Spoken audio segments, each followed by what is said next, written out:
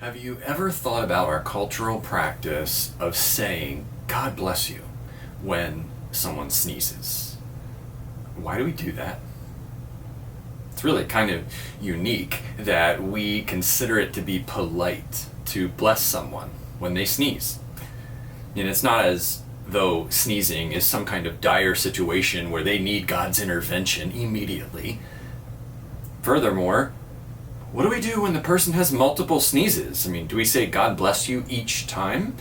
I think we do, and in fact what I've noticed is that we tend to increase the intensity. God bless you, God bless you, God bless you. But what if they have one of those wild strings of sneezes that can go on for like 5, 10, 20 sneezes in a row?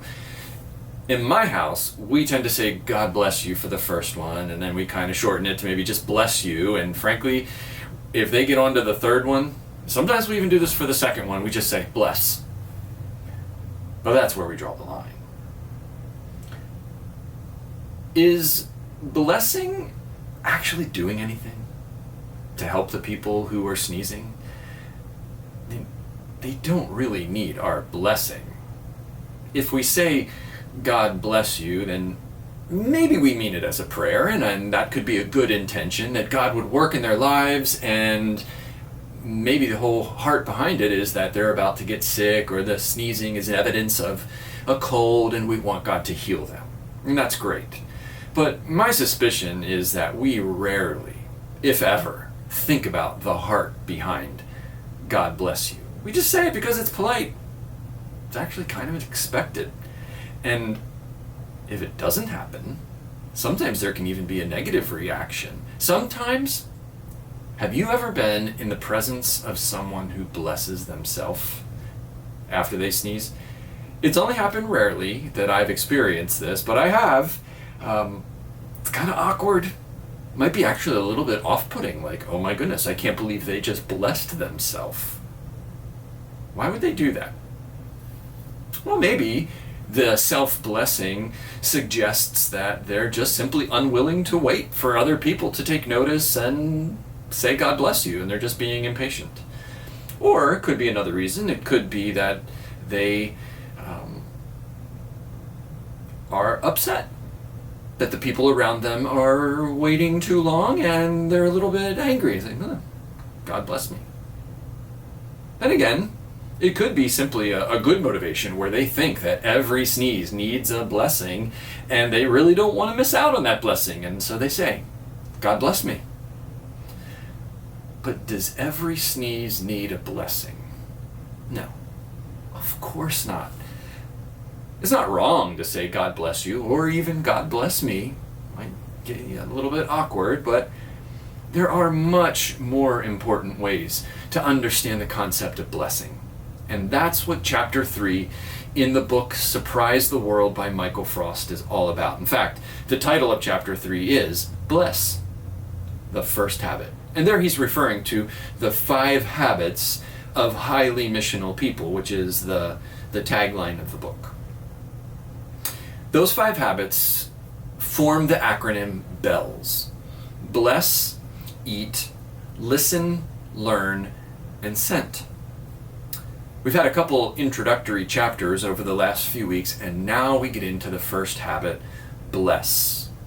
What is bless all about? Well, what we're going to learn is that it is about a lot more than just simply saying God bless you when you sneeze. Frost writes in the tagline of the chapter itself that the goal is to develop the habit of blessing 3 people every week, and at least one of those must be someone in your church, and one of those must be someone outside your church. So what is blessing someone? What is Frost talking about, this habit? He spends some time, and I really encourage you to read pages 29 through 31, giving a history of the word bless and its Latin forms, its Hebrew, Greek, Old English forms, and what it means. And he basically says blessing will take one of 3 forms. First form is this: giving people words of affirmation. It could be oral, it could be written. Words of affirmation. encourage the other person. Now, this is not just simply saying, hey, you're great, you're awesome, good job. It's personal, it's specific. It means getting to know the person and what specific words actually reach them.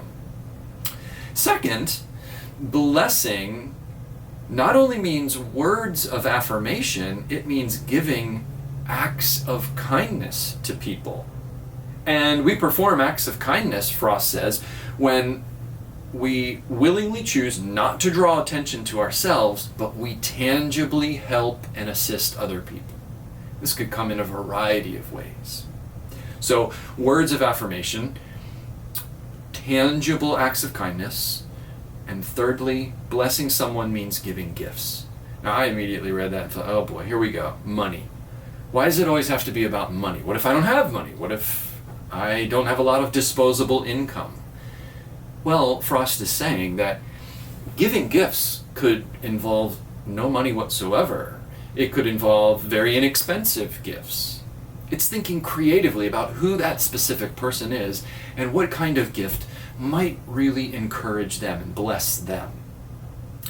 And so he concludes this section of the chapter with a thought-provoking story about two missionary groups and how differently they focused on their missionary outreach. The one group used what could be called a conversion method. They just wanted to convert people to followers of Jesus Christ. The other group, however, used what Frost calls a blessing method. They wanted to bless the people. As you can imagine, Frost tells us that one group did really well and the other group not so much. And I think you can know where he's going. Now, I'm not going to give away the story. I think you should get the book and you should read the story. It's on pages 34 and 35. But what Frost is saying is this: when we bless others, it puts us in the best possible place for those people to inquire of us. Remember the phrase he used in previous chapters that we need to lead questionable lives? He doesn't mean that in the sense of a negative, questionable life. He means it in a very positive way. A habit of blessing others will help us lead questionable lives in the good way, meaning that people will be more apt to question us. So why are we doing this? But Frost also has some cautions.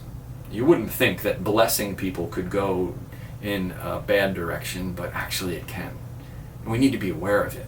First, we need to bless people simply because blessing others is what loving relationships does.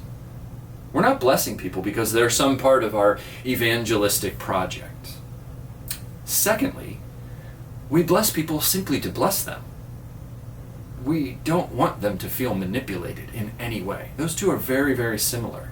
So we don't want them to think that they're projects. We don't want them to think that they're being manipulated. And that's why developing a habit of blessing is so important. It becomes who we are. We are consistently, graciously, lovingly, consistently blessing them. Now, thirdly, he says, other than the cautions of not wanting people to be a project and manipulated, we also need to be prepared for some pushback. Why would blessing be a pushback? Well, think about it this way. If we haven't previously demonstrated a habit of blessing others, they just might call our new habit into question. Why are you doing this? You hear the skepticism in that? Well, that's only natural. Now, I get it. That question, why are you doing this, is exactly the question we want them to ask, because it's a potential open door to talk about Jesus and his love for them. But the skepticism in their voice means they're not actually open. And we need to be aware of that, because we don't want them to be skeptical, and so we give them grace. Their skepticism likely comes from the fact that we live in a culture, in a world where we pay for what we get. We don't like owing anyone anything. It's kind of like when you go out to lunch with someone and you get to that point where the lunch is finishing up, the server brings the receipt, and the other person grabs the receipts and says, I've got this. And we say, whoa, no, I'd be glad to get this, or at least do my share.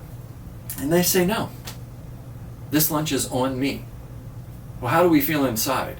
I mean, we might feel glad that we don't have to pay, but we also feel almost ashamed, embarrassed. And so quickly we say, I got the next one. We don't want to be in a position where we owe anyone anything. So when people get our blessing, they can feel that way. Like, okay, they just blessed me with that nice card or that little gift. Now I have to think about how I'm going to bless them. So that's a norm in our culture. That's skepticism. That's why I encourage you, what Frost is saying here. Be patient. Keep being gracious. Keep blessing. In time, you'll show that your blessing is not being manipulative. And they'll get the picture that you love Jesus and he loves them too. And your blessing is just simply flowing from his heart of love. That's the first habit of a highly missional person. Bless others. So go back to that tagline that Frost started the chapter with on page 29. And that's where we find our mission for the habit that we need to develop this week and in the weeks to come. I will bless 3 people this week. One of them will be in the church family, and one of them will be outside the church family. And then we get to pick who we will bless for the third one as well. So take some time, pray about that. Who will you bless? How will you bless them? Pray that God will convey his grace and his love through that blessing, and that he will create in you a habit of blessing others.